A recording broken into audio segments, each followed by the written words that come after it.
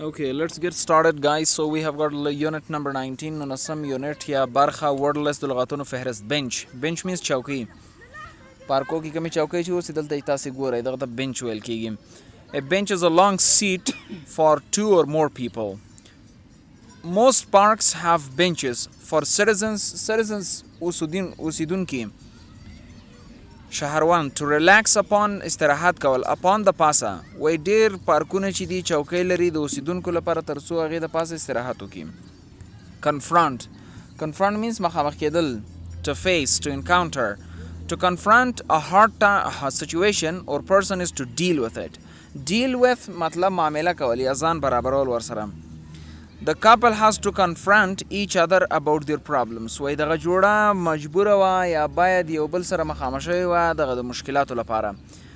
Daisy means flower. ګل.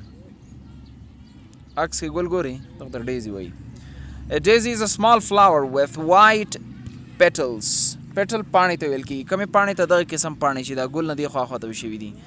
And a yellow center زیړ مرکز یا زیړه مرکزی نقطه. There were a few daisies growing وده کول لویدل in the field چمن و یو څو ګلان و چې وده یې کوله په دغه چمن کې.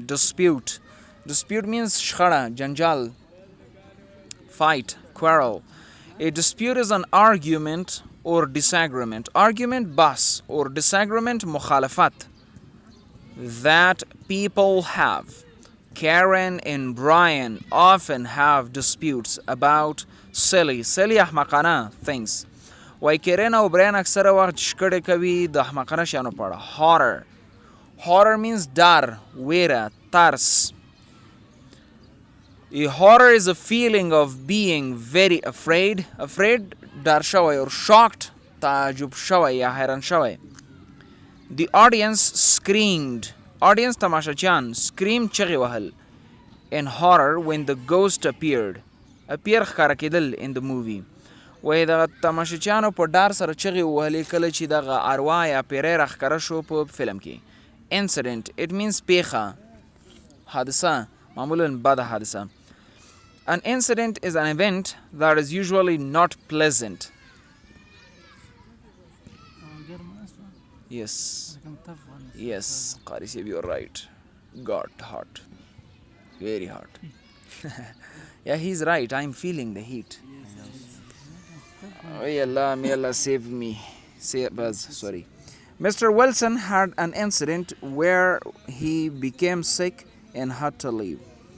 وای محترم میلسن یو حادثه لرله او چرته چې هغه مریض شو او باید تللی وای. حادثه یې وکړه مطلب وبخئ. mist means بډل ډبل fog. تاسو ورته څه وایي اثار کې چیز پشمک ورته وایي چې ورته وایي سهار وختي نه و چې راوځي یو قسم هغه راښکته شوی اوسېږي. پرخک بس چیرچې ورته وایي پرخې ورته وایي شبنمې ورته وایي یا ستاسې خوښي دي. پرخې ورته ونه لیکئ چې ګوره پرخه نه ده دا پرخه دغه ته وایي کنه چې باندې مه څومله وایي دغه به درباندې یو خو پرخه سهار وخت کې نه وي چې راجیږ چې لکه دا وره چې منځه کې ترې راښکته شوي اوسېږي. لارم کلواره کې ډېر او څه یې نه ښکاره کېږي. هغې ته انګلیش کې فاګ وایي موږ ورته هغه وایو څه یو دا شونه یو نه دا څه موټر هم نه ښکاري پشمک.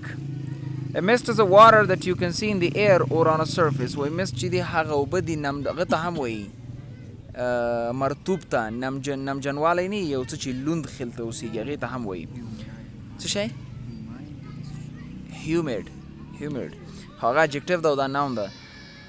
Okay, the forest was covered with mist. وایي ځنګل چې و د بډل څخه یا د نم څخه ډک و. یعنې دوه معنات یې اخیستی شي. یا خو ویلی شي چې دا ځنګل لونجن قسم کې و او یا ویلی شي چې ټول بډل ورته وایي چې ورته وایي څه شي ته ویلې ته لړې څخه ډک و. Object means cheese, shay, thing. An object is an inanimate غیر ژوندی thing that you can see or touch. وای object دا هغه غیر ژوندی شی دی چې ته کولی شي ویې ګورې یا هم لمس کړي. The shopping cart دغه د خریدارۍ ګاډۍ was filled with objects د شیانو څخه ډکه وه. کارټ ګاډۍ ته ویل کېږي. wagon, yes. The next one we have right here is orphan. Orphan means yatim. څومره ښایسته یتیم ده.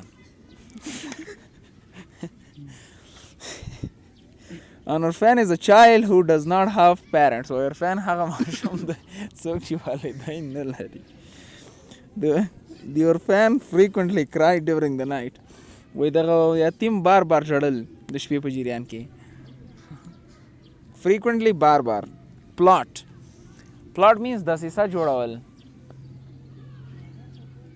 To plot is to make a secret plan to do something that is wrong غلط or mean bad. وای د پلان څخه مطلب دا ده چې یو پټ پلان جوړ کړي ترڅو یو څه غلط یا بد وکړي. The group was plotting to ruin تباه کول بربادول. The company's financial reports اقتصادي راپورونه. وای دغه ډلې هڅه کوله ترڅو یو پلان جوړ کړي ترڅو دغه د کمپنۍ اقتصادي راپورونه تباه او برباد کړي له منځه یوسي. Yes, ruin means destroy, vanish, demolish, vandalize. The next one we have is pregnant. Pregnant means? Yes, expectant. When a female is pregnant, she's going to have a baby. The pregnant woman was shopping for her baby clothes. وای دغه امیدوارې ښځې خریداري کوله د خپل ماشومانه کالو لپاره. The next one is rage. Rage means قهر غصه. قهر غصه. A rage is a very angry feeling. Angry غصناک feeling احساس. The chef was filled with rage when his helpers ruined the meal. وای دغه اشپز چې ډیر زیات په قهر او کله چې د هغې مرسته کوونکي ډوډۍ خرابه کړله. میل ډوډۍ خوراک روین خرابول له منځه وړل فل دا اصل کې ډکولو ته وایي خو دلته اوس مطلب دا ده چې هغه لري. Revenge it means انتقام. Reprisal, yes. انتقام قاری صاحب انتقام بدل. Revenge is what you do to hurt ضرر رسول or punish سزا ورکول someone who hurts you. He broke his sister's doll as revenge after she lost his favorite book. وای هغې د خپلې خور ګوډۍ ماته کړه د انتقام په شکل وروسته دی چې هغه خپل د خوښې کتاب له لاسه ورکړو. Shame شرم. Shame is a bad feeling about things you have done wrong. وای shame چې د یو بد احسان ده د هغه شیانو په اړه چې تا اجرا کړي اوسیږي. The example, the boy felt shame about misplacing his clothes. وای دغه هلک د بې شرمۍ احساس وکړو د غلط ځای پر ځای کولو د کالو سره. کالي بې ځایه اچولي وو یا هم بې ځایه ځای پر ځای کړي وو دواړه کېدلی شي. misplace بې ځایه ځای پر ځای کول یو څه شی په غلط ځای کې کېدی.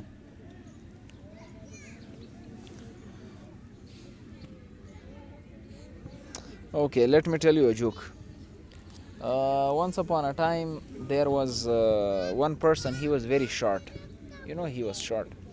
So another person told him that, yeah, you don't need clothes. Only buy one pant for yourself and buy a seat belt and close the pant right into your neck and you don't need complete clothes. And do you know, it is somebody, let me close. So let's get to the next one. Sigh. Sigh means ساه اخیستل. حوصله کول وایي که حوصله کول وایي چې دغسې وکړي بس حوصله لیکئ که حوصله لیکئ چې شی لیکئ خو مقصد پوه شوئ. To sigh is to breathe out loudly and show that you are tired or sad. وایي د sigh څخه مطلب دا ده چې ساه واخلئ په تیزۍ سره بیرون او وښایئ چې تاسې ستړي یاست یا خفه یئ. Molly sighed when she looked at all the information she had to research. وای مولی حوصله یې وکړله چې هغې وکتل هغه ټولو معلوماتو ته چې هغې باید پلټنه کړې وه. Sneak means په پټه تلل یو ځای ته تر څو څوک دې ګیر نه کړي. یا creep. Yes, let's get to the example. The thief snuck out of the house without anyone noticing him. وای دا غل چې یو په پټه د کور څخه ووتو بدون له دې چې څوک خبر شي یا ویې ګوري. Spare means اضافه کول. Spare اضافه کولو معنا لري. To spare something is to give it because you have more than you need. I wanted to help out. زه ما غوښتل چې مرسته وکړم but I couldn't spare a tire. مګر ما نشو کولی چې یو ټایر اضافه کړم. یو ټایر مطلب ورکړم. The next one is stem. What's the meaning of stem? ډنډر پیژنئ؟ ډنډر. موږ ورته ډنډر وایو. او دا ونو کې نه دا بوټو هغه کې دا بطاطو کې شاخ ډنډر. مقصد په پیژنئ او ښه په ډنډر او که نه پیژنئ ادبي کې ساقه ورته وایي. The stem of a plant is the stick that grows leaves or flowers. The rose had a long thin stem. وای د ګل چې وای اوږد لغړ وچ هډوکي قسم کې ډنډر یې درلودلو. سپر ماښامي وخت نه وایي ماښامي ډوډۍ ته وایي. ماښام وخت کې چې څوک بعضې وخت ناشته کوي هغې نه ډینر ته نه وایي. ډینر نه مخکې کېږي. ډېری وخت فارمل دا هغه وخت چې دا فارمل نه ده پوه شو. دا دغسې وه ډوډۍ ده مثلا یو څوک ډېر هنګري دي ماښام اذانونه بعد برید کوي لکه روژه ماتی خو دا روژه ماتی نه ده. Supper is a meal that is eaten in the evening. We usually have supper around 6 o'clock at my house. Around شاوخوا. Tender. When something is tender کله چې یو څه نرم اوسیږي. Tender means نرم. It is soft and easy to chew. Chew means? The meat was so tender that didn't need knives to cut with. وخه ډیره نرمه وه چوګان ته ضرورت نه و چې پرې کړو. Okay, دا هغه موضوع. One day we went to Ustad Firdaus home. So when we reached there he cooked do piazza. You know do piazza خو ټوله غوښه یې نو. So we attacked and in 5-10 minutes we completely ate all do piazza and there was nothing remaining. Palav was also remaining, other things were remaining and we ate complete do piazza. Let's get to the reading. What is the reading? The magic pear tree.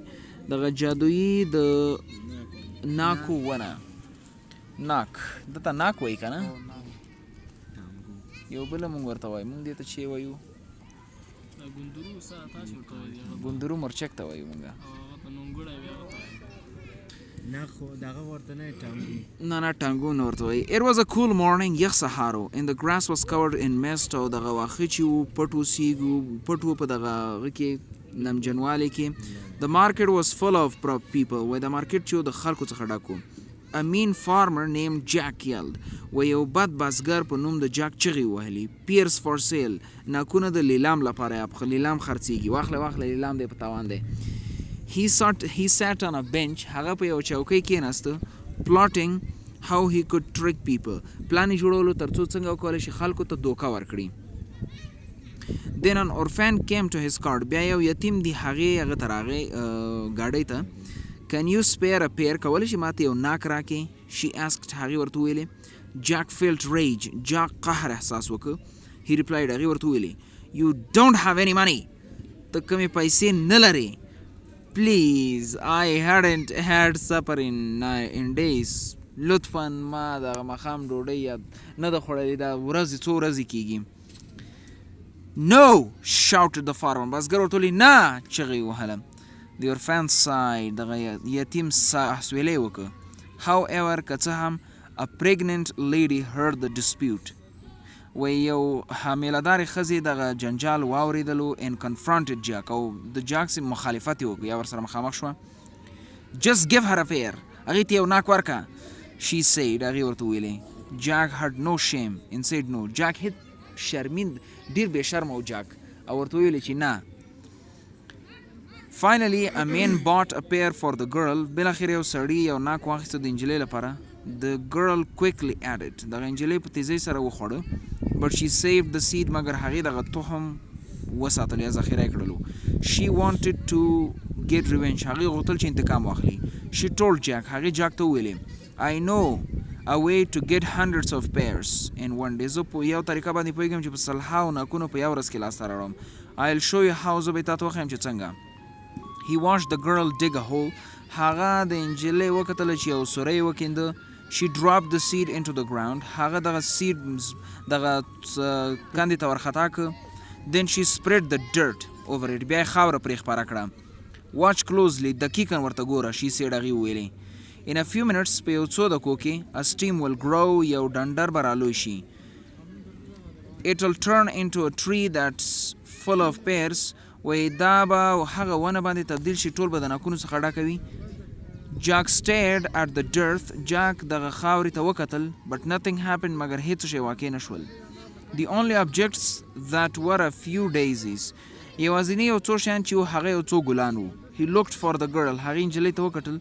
But she had snuck away. مګر هغه په پټه تښتېدلې وه. Then he looked at his cart in horror. بیا هغې خپلې ګاډۍ ته په پټه وکتل. It was empty. خالي وه. He suddenly realized that the orphan had tricked him. هغه ناڅاپي پوه شو چې دغه یتیم هغې ته چل ورکړی. While Jack was waiting for the tree to grow. مګر جاک دغه ونې ته انتظار کولو تر څو واده وکړي. The people had taken the pears from his cart. دغه خلکو د هغې د ګاډۍ څخه ټول ناکونه وړي وو. They all laughed while they were eating the tender fruit. هغوی ټول وخندل کله چې دوی دغه نرمه میوه خوړله. The farmer felt ashamed. دغه بزګر بې شرمه احساس وکړ یا وشرمېده. The incident taught him to be kinder. دغه حادثې هغې ته دا درس ورکړه تر څو مهربانه اوسیږي. So do the exercises by yourself, right?